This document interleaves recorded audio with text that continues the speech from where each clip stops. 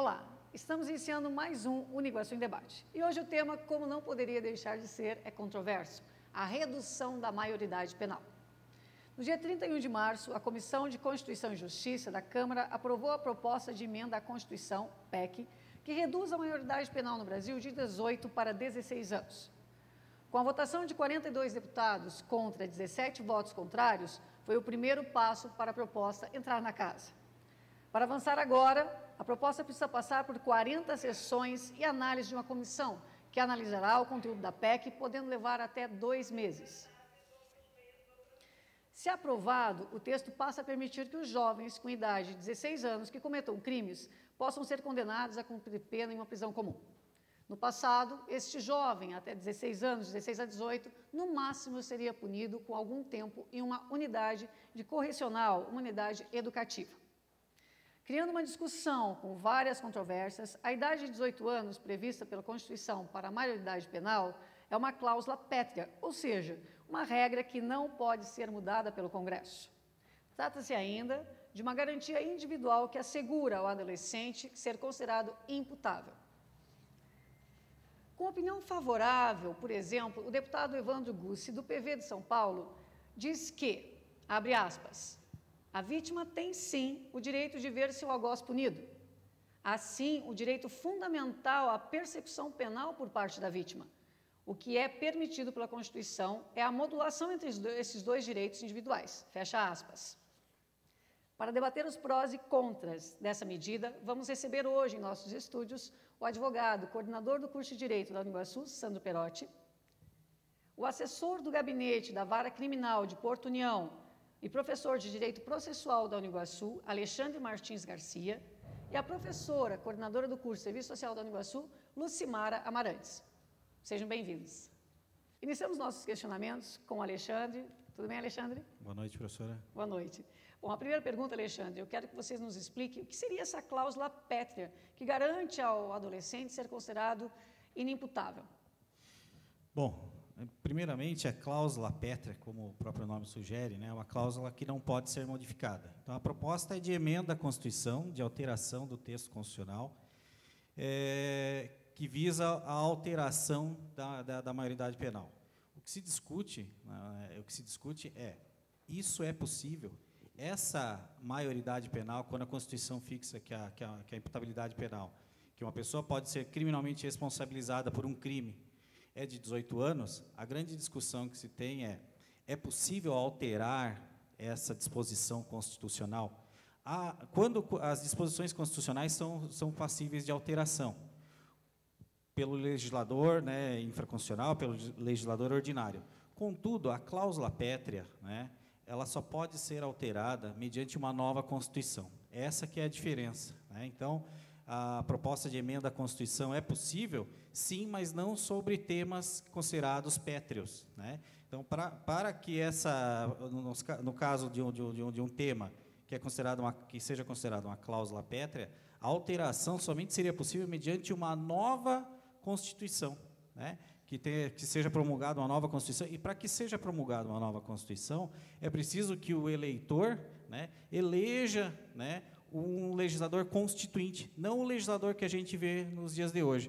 Foi o que foi feito no ano de 1988, quando foram eleitos, né? Foram eleitos e assim assumiram os legisladores constituintes. E lá eles promulgaram, então, uma nova Constituição. Então, a grande discussão é se a redução da maioridade penal, a idade em que uma pessoa é considerada penalmente imputável, ou seja, pode receber uma pena, pode eventualmente pode ser preso, pode ter que responder criminalmente pelos seus atos, né? A grande discussão que se faz no momento, né, é se essa é ou não uma cláusula pétrea, tá? Então, a discussão sobre esse tema, embora ainda esteja no estágio avançado, né, um projeto de lei ainda esteja nas comissões, fatalmente, se aprovada essa proposta de emenda à Constituição, fatalmente esse tema será levado ao Supremo Tribunal Federal, que é quem diz, né, quem dá a última palavra sobre matéria constitucional. Então, o Supremo Tribunal Federal vai, nesse ponto, né, se posicionar, mesmo diante da aprovação da proposta de emenda à Constituição, fatalmente a questão recairá sobre o STF, que dirá se essa proposta de emenda constitucional, mesmo aprovada, se ela é possível de ser aprovada pelo legislador atual, que não é um legislador constituinte. Então, trocando em miúdos, professor Alexandre, quer dizer que, a partir de todo esse processo, de toda essa polêmica, pode ser que lá no final diga, não, nada disso foi válido porque essa é uma cláusula que não pode ser mudada e pronto. Sem dúvida. Com a eventualidade da aprovação dessa PEC, a questão será levada ao Supremo. Né? Isso é certeza, que a questão será levada ao Supremo, que tem a última palavra, né, sobre matéria constitucional. Então, o Supremo vai dizer, olha, o legislador atual pode, né, não se trata de uma cláusula pétrea, pode, né, proceder a essa alteração, ou não, se trata de uma cláusula pétrea e o legislador atual não tem legitimidade para alterá-la. Somente no caso de um legislador constituinte e somente se promulgada uma nova Constituição. Essa é a questão que será levada ao Supremo, com certeza. Obrigado, professor. Professor Perotti, a primeira vez que essa proposta foi apresentada foi em 1993. Já restou por 22 anos, né, voltando a ser discutida agora no mês de março. Caso a PEC seja aprovada, qual é o procedimento a ser tomado com o menor infrator? Marcelo, nem eles sabem. Eu acho que a própria proposição por parte de uma parcela do Legislativo, uma parcela significativa do nosso atual Congresso, não há propriamente nenhuma medida concreta nesse sentido. O que existe, e isso é ratificado pela população em pesquisas populares, é o anseio para você reduzir a violência. Então, qualquer medida que venha de encontro a esse anseio, é claro que ela vai ter uma aprovação. Agora, o grande problema do Brasil é a falta de investimento adequado na recuperação. Você tem uma situação hoje do preso adulto, maior de 18 anos, que é medieval. As nossas cadeias, as nossas prisões, elas são verdadeiras masmorras medievais. E muita gente talvez até concorda com isso e acha que realmente quem cometeu um crime tem que ficar numa cela que cabe 4 com 25, 30 dentro. É a nossa próxima pergunta até para você, professor. Caso seja aprovado, com certeza o governo terá que fazer investimentos e grandes investimentos em infraestrutura para colocar todos esses jovens em presídios que já estão superlotados. E agora? Não acredito que vai acontecer. Então, até hoje mesmo eu estava vendo uma notícia acerca de um caso que gerou muita polêmica agora hoje no Rio de Janeiro, isso semana passada e hoje propriamente, em que os estabelecimentos destinados à correção dos adolescentes infratores, que não são poucos, enfrentam a mesma situação das cadeias dos adultos ou dos presídios dos adultos. Especificamente nesse caso do Rio de Janeiro, existia uma cela ou um quarto onde deveria ficar 4 adolescentes, tinha 20, revezando camas.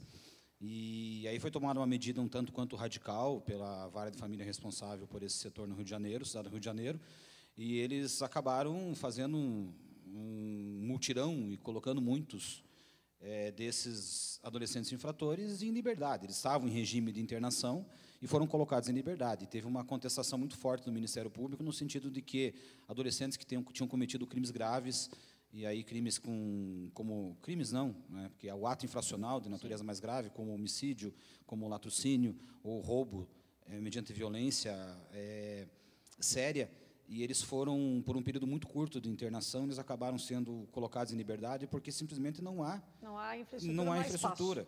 E aí o Ministério Público, inclusive, mencionou que 10 anos atrás eles ajustaram um termo de conduta com o governo do Estado do Rio de Janeiro para que o governo do Estado construísse mais 5 ou 6 unidades. E de lá para cá, de 10 anos se passaram, foram construídas, parece que 2 unidades. Então, a realidade que o jovem infrator enfrenta nos abrigos ou nos estabelecimentos destinados a corrigir esse eventual ato infracional, esse adolescente que tenha passado por uma situação de cometer um ato infracional, um crime por um adulto, ele não está sendo adequadamente tratado em relação a isso. Então, existe todo um contexto de ausência completa do Estado em prestar a assistência que precisa em relação a isso. E eu não acredito que você, transformando ele em adulto para responder penalmente, criminalmente por um crime, por um ilícito penal, não vai alterar efetivamente, porque o nosso sistema penal tem por base a reeducação, a ressocialização. E ele não consegue fazer isso, né? Quem é preso hoje, na realidade, ele volta muito pior, muito mais violento do que quando ele entrou. E não existe prisão perpétua no Brasil, e não existe pena que vá levar a vida inteira ou pena de morte. Então, inevitavelmente, uma hora ele volta. E volta... Condenado a 5, 6, 8, 10, 30 anos, uma hora ele volta para a sociedade. E ele vai voltar muito pior, ou seja, o Estado devolve ele muito pior do que quando recebeu ele nesse centro correcional. E você tem uma situação de uma violência que é patrocinada pelo Estado pela ausência de investimento. Então, reduzir a maioridade penal, eu sinceramente, até conversava com o professor Alexandre antes da gente começar o programa, eu sinceramente não tenho uma posição fixa em relação a isso. Eu não acredito que alguém que cometa algo que seja errado, que cometa algum tipo de atitude que venha causar dano pessoal ou patrimonial a terceiro, que isso não mereça nenhum tipo de reprimenda. Pelo contrário, eu acho que a idade, nesse aspecto, ela não é necessariamente relevante. Agora, usar isso como forma de dizer, olha, a partir de agora não existe mais violência praticada por adolescente porque a gente reduziu a maioridade penal e isso vai acabar. Vai acabar no sentido de que, claro, ele vai ser adulto, né? E aí, de fato, ele não vai mais cometer ato infracional. Na verdade, não vai acabar a violência, simplesmente acalma um pouco a população. É uma situação... Não se reduz. Exatamente. Você vê agora, recentemente, semana passada, o Congresso voltou a rediscutir, esse mesmo Congresso voltou a rediscutir o Estatuto do Desarmamento. Então, a gente volta a trazer à tona uma situação que parecia consolidada no Brasil, que seria o desapego completo da população às armas, onde agora as pessoas querem se armar. O Estado não cumpre a sua função de prestar segurança, e o Congresso discute a possibilidade de as pessoas se armarem, para que elas possam defender a sua vida, para que elas possam defender o seu patrimônio. Então, quando foi aprovado o Estatuto, qual era a grande propaganda na época? Era você acabar com a violência, com a morte por arma de fogo. Só que, se você for pegar estatisticamente os últimos 10 anos, houve um aumento do número de mortes decorrente de arma de fogo. Na verdade, o cidadão honesto, aquele não pode se defender, não pode usar armas. E o criminoso tem as armas aí, a polícia ineficiente, o Estado ineficiente, e você se sente à mercê dessas pessoas. A lei, como fator de intimidação, ela não vai funcionar nesse aspecto. Como não funcionou nas armas, também não vai funcionar no aspecto do jovem infrator. Bom, vamos conversar com a professora Lucimara, coordenadora do curso de Serviço Social, então vamos para esse aspecto. O que se argumenta hoje, com a redução da maioridade penal, é que o jovem hoje é mais maduro do que aquele jovem que era protegido lá pela legislação que foi votada em 1993, ou pelo que foi estabelecido lá. Alega-se que o avanço da internet, o jovem passa a ser mais maduro, já tem mais noção sobre o certo, errado, o bem e o mal. Você atua aqui em 2 municípios, Porto União, União da Vitória, municípios considerados pequenos, mas acredito que você vivencie no seu trabalho muitos atos de criminalidade ou de abusos de jovens. Se discute hoje, quem erra? O Estado erra? É a não punição? É a legislação? Ou isso é fruto de uma família desestruturada, professora, que esse jovem já vivencia a violência dentro de casa e ele não tem essa noção de bem e mal, certo e errado, porque ele não aprendeu lá nos berços. Não é a internet que vai ensinar, não é mesmo? Boa noite, concordo, né, com o que você coloca no final, porque é uma questão social muito ampla, né? Ela vai envolver aí vários ângulos, né, vários pontos de vista para a gente estar pensando a respeito. E você veja bem, a internet traz informação, tá? Mas e quem vai ser a base desse adolescente? Então, eu acho que a nossa sociedade acaba esquecendo que existe muita coisa por trás de tudo isso.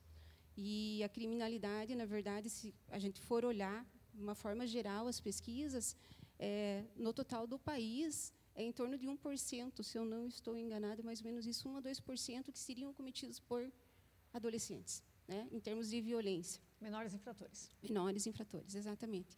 Então, se a gente for pensar, isso já é consequência de muitas situações. A gente, na verdade, deveria pensar em políticas públicas com o financiamento correto, com uma boa gestão.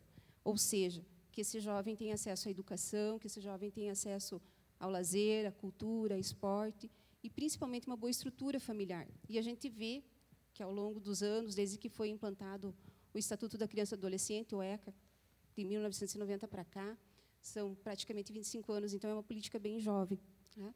E tem o SINASE também, que é o Sistema Nacional Socioeducativo, e que prevê essas medidas socioeducativas, mas a gente vê, como o professor Perotti agora há pouco colocou, quer dizer, não tem um espaço adequado, né? O financiamento ele não é suficiente para o que precisa para a correção desses jovens, para não correção, mas que pudesse realmente trazer uma outra realidade à tona para eles, trabalhar também com a família, com a sociedade em si, que para ele ser reinserido precisa ter um trabalho bem ampliado, né?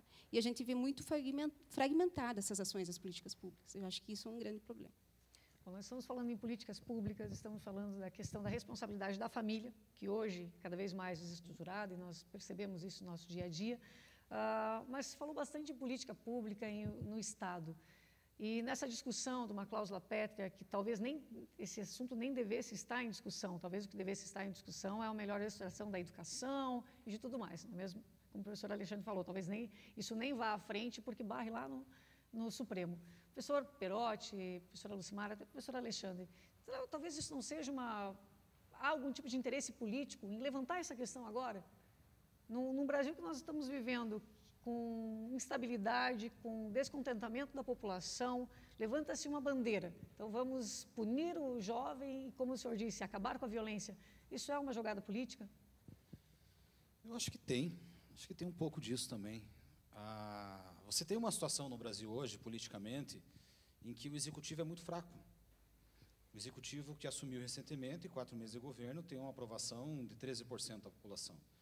E aí você tem um contexto de uma insatisfação que brotou, que nasceu lá com as eleições no ano passado, e que isso, de certa maneira, ganhou uma repercussão, ganhou um apoio maior no desenrolar do ano de 2015, com medidas de ajuste fiscal, com toda uma situação que depõe contra o que o governo prometeu na campanha passada, e aí um governo que não consegue efetivamente negociar com o Congresso, politicamente muito fraco, e que nunca deixou de ser, na realidade, mas agora que ele precisa mostrar algum tipo de força no aspecto de trabalhar politicamente o Congresso, ele ficou completamente isolado. E aí você tem uma situação de um PMDB, que é presidente, que tem as presidências da Câmara, tem a presidência do Senado, e que começa a enxergar talvez a oportunidade, e aí tem pessoas, isso na pessoa do presidente da Câmara, do Eduardo Cunha, como do próprio Renan Calheiros, talvez mais do Eduardo Cunha, você tem um PMDB que começa a ter uma pretensão um pouco maior do que era. E aí são diversos os cientistas políticos que estão trazendo à tona essa questão de que o Congresso, a gente está vivendo um parlamentarismo branco, não é um parlamentarismo institucionalizado, mas, de certa forma, o Congresso começa a dizer quais são as matérias relevantes para serem discutidas. E aí, nesse contexto de insatisfação, nesse contexto de manifestação de pessoas, partindo em redes sociais e grande contingente nas ruas, talvez exista, por parte dessas cabeças pensantes, desse parlamentarismo branco, a intenção de cooptar um pouco desse apoio, porque as pessoas querem uma resposta. Então, você pegar esse tema que estava há tanto tempo dormente no Congresso e trazer ele de novo, junto a uma pesquisa que diz que 80% das pessoas são a favor da redução, você começa a criar um Congresso que começa a responder aos anseios dessa população, que é uma resposta. E aí o Congresso começa a fazer isso. Então, politicamente, isso é muito interessante, principalmente para o PMDB.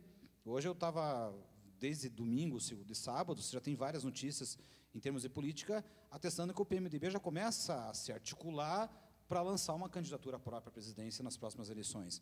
Então, existe claramente uma força muito grande do Congresso, e isso capitaneado pelo seu principal partido, que é o PMDB, que busca dar uma resposta. E aí, talvez, isso politicamente seja muito interessante para o PMDB e para aqueles que estão nessa base.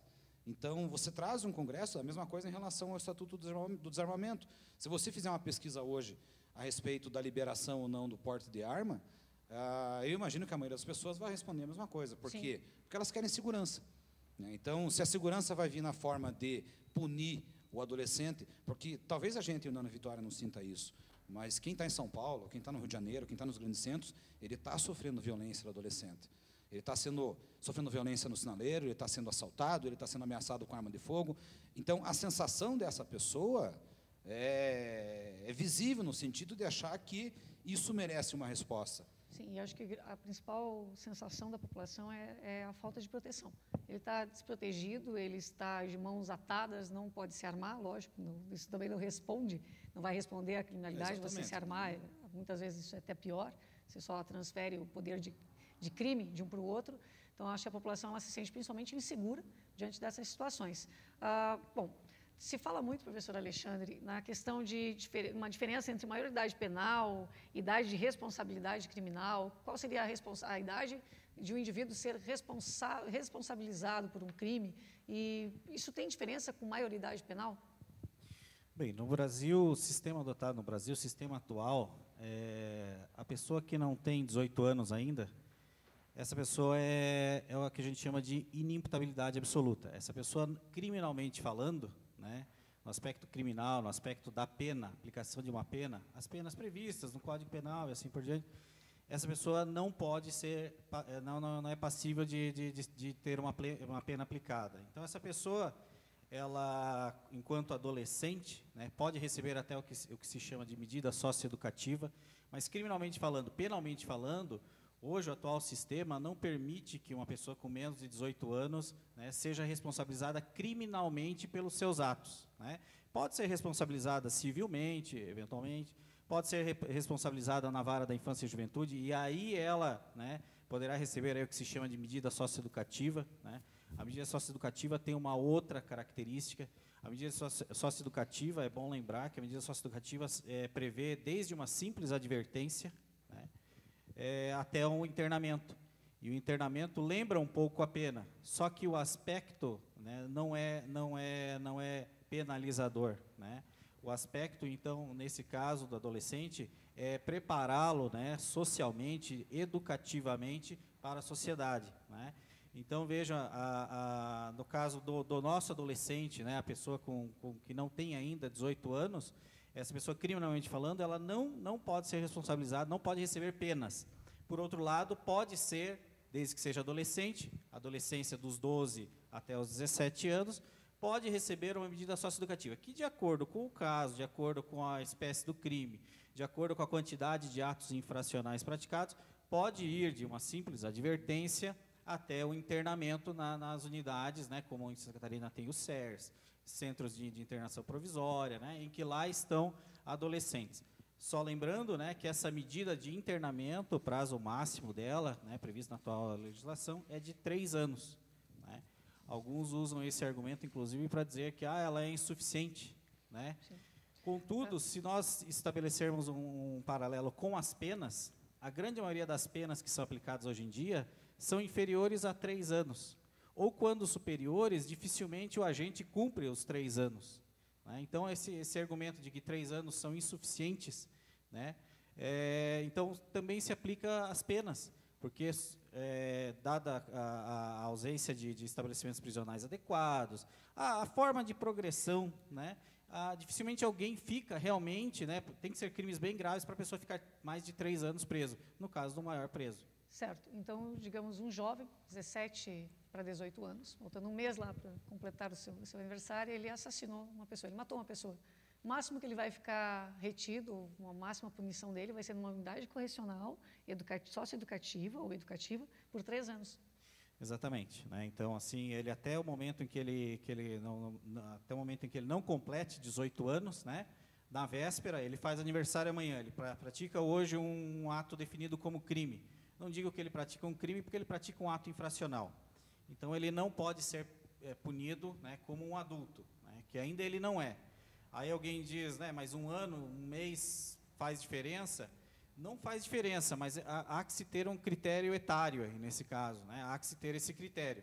Então, o critério que o legislador atual adotou é exatamente esse. Então, a medida mais severa que o adolescente pode receber, né, é essa medida de internação, até 3 anos numa unidade em que daí lá serão implementadas medidas socioeducativas. Professor Lucimar, diante disso, que um jovem ele vai ser, dependendo, por pior que seja o crime dele, no máximo 3 anos.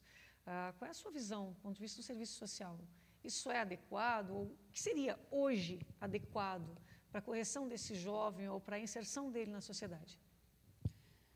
Bom, se posicionando como assistente social e perante o meu conjunto, o meu conselho profissional, né, o conjunto Cefes-CRES, a gente é terminantemente contra a redução da maioridade penal. Né? Então, eu acredito que a melhor forma seria o que eu comentei agora há pouco, é que realmente houvesse estruturas adequadas para poder trabalhar com esse jovem, com a sua família, né? Porque não adianta mudar e trabalhar uma pessoa se o ambiente dele, familiar ou social, vai permanecer o mesmo. Né? Então, eu acredito que é justamente isso, a questão do investimento nos lugares adequados, né?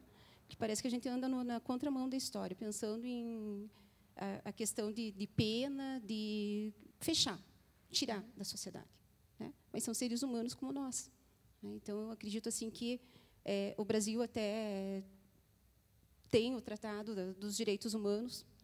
Então, a gente teria que pensar nesse tema com muito mais cuidado, né? Uma forma muito mais integral do que somente a correção. Por base do que? Do acompanhamento da família, é a questão da escola?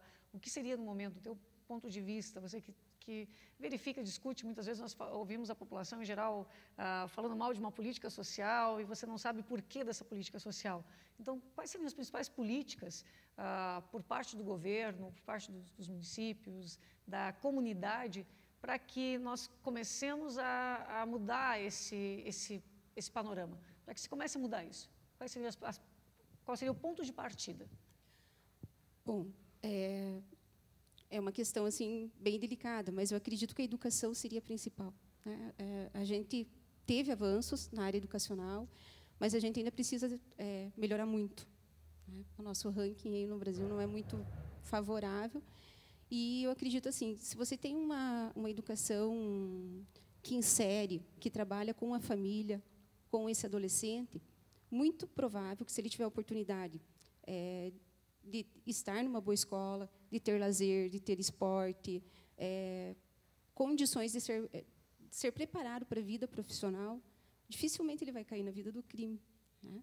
Então, eu acredito que assim, as políticas essenciais seria a educação, a saúde, a assistência social, mas trabalhando de uma forma conjunta, né? Integral mesmo, pela família, e não com formas isoladas. Né? O adolescente, o idoso, né? Isso tem que estar integralizado. Na verdade, hoje nós vivemos um grande problema social, que seria a sociedade, se nós formos ver na visão dela, da biologia mesmo. Então, o que seriam os seres sociais? Aqueles que se relacionam harmonicamente, então nós já não estamos na harmonia aqui, um não prejudica o outro nessa relação harmônica, cada um tem sua função definida. Então, nós teríamos que fazer um tratamento dessa sociedade, no geral dela, não é mesmo? Exatamente. Eu acredito assim, você pensa em corrigir essa violência, mas qual que é o trabalho preventivo, a prevenção que foi feita para que isso não chegasse a acontecer da forma como está acontecendo? Então, como que funciona a nossa distribuição de renda no país, como que está a oferta de trabalho, né, como que está a preparação para que essa pessoa tenha acesso ao mercado de trabalho? Eu acho que assim, são muitas questões que vêm antes dessa penalização. Acredito assim, quem já foi vítima da violência, os familiares, a gente entende essa necessidade, esse meio, esse receio, mas eu penso que para poder melhorar e para a gente poder realmente avançar, tem que se pensar no antes. Né? É claro que vai ter que achar formas e a maneira mais adequada, como a gente falou há pouco, não adianta um lugar para 10 adolescentes ter 20, 25, uma equipe reduzida de profissionais para trabalhar. Né? Então, realmente, tem que ter um atendimento sério, né? O financiamento correto, uma boa gestão, para que tenha o resultado que se espera, né? Com qualidade. Professor Perotti, a professora Lucimara comenta a questão da educação, que seria a base. A professora Alexandre comenta aqui sobre a punição. O jovem hoje, quando ele é punido, ou quando ele recebe alguma sanção, é no máximo 3 anos, ele vai para uma unidade que deveria corrigi-lo, devolvê-lo para a sociedade com sentido de cidadania, de certo e errado. Isso não acontece. Ele volta, na maioria das vezes, muito pior, do ponto de vista de inserção na sociedade, de quando ele entrou lá. Na sua opinião, como nós resolvemos isso, ou qual é a base deste problema? Qual é a base desse problema? Nós estamos vivendo desse jovem que ele precisa ser mandado ou para uma unidade correcional, ou se realmente reduzir a maioridade penal, vai ser mandado por uma prisão comum. Qual é a base desse problema e como corrigir isso? Eu acho que o problema é muito amplo.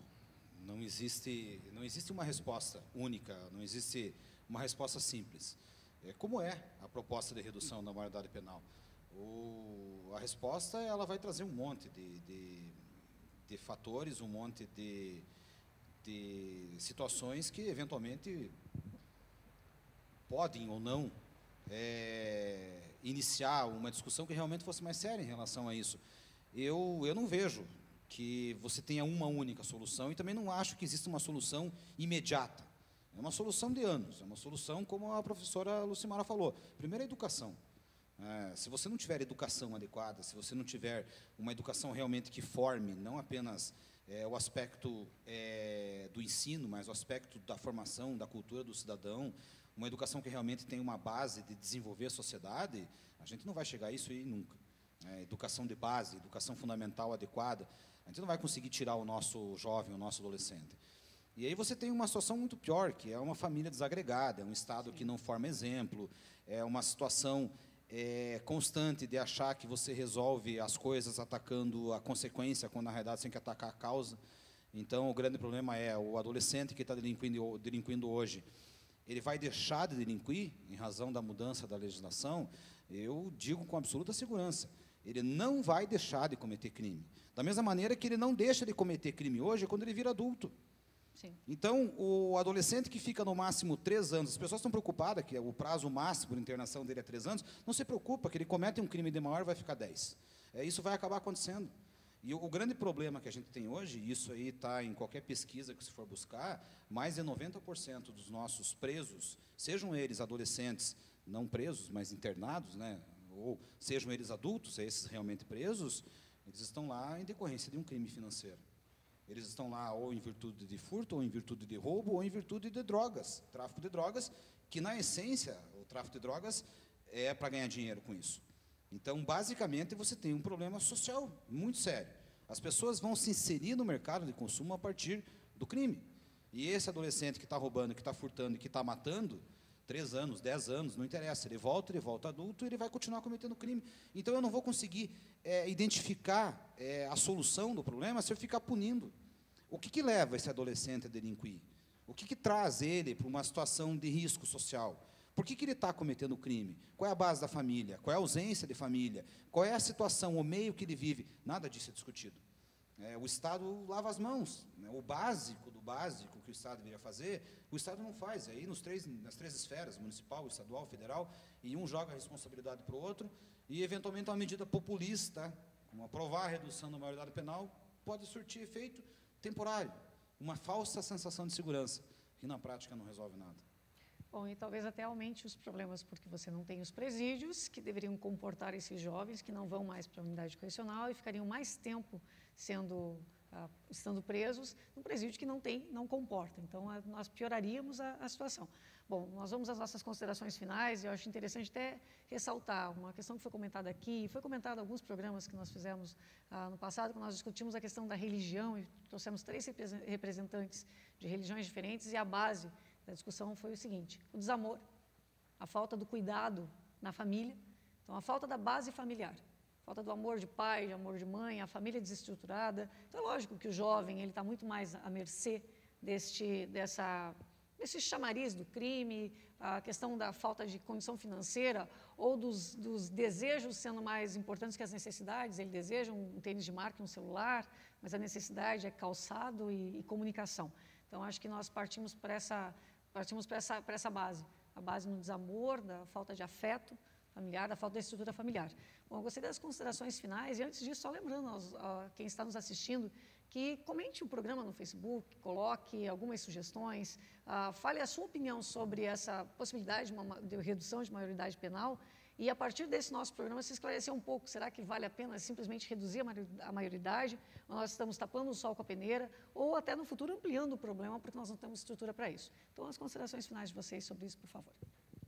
Queria agradecer a oportunidade de participar, Márcio, o convite, e apenas concluir dizendo que eu não sou absolutamente a favor da não punição. Eu acho que não dá para se imaginar uma situação, como eu disse antes, de alguém que eventualmente venha causar dano à pessoa ou patrimônio de outrem e que isso não tenha nenhuma espécie de consequência.